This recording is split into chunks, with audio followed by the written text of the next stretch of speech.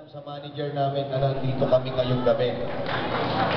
Kasi po, baka mamaya may schedule kami, sumagot ako, tapos hindi naman po kami makakarating, mas nakakahiya naman po yung ganon.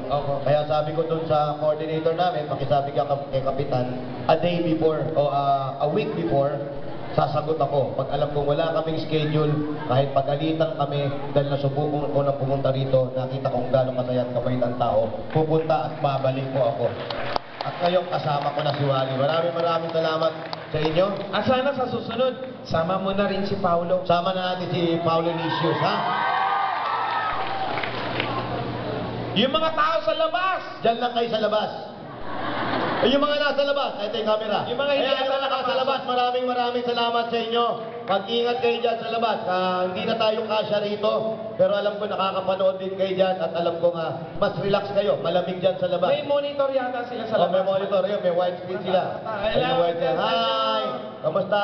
Hello! Hi daw. Hindi kayo yung nasa labas?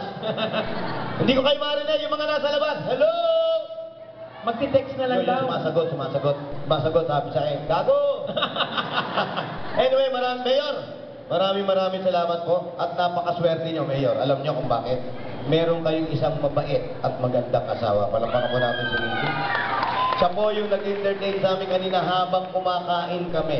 Hindi kami iniwanan. Sabi nga, o sige,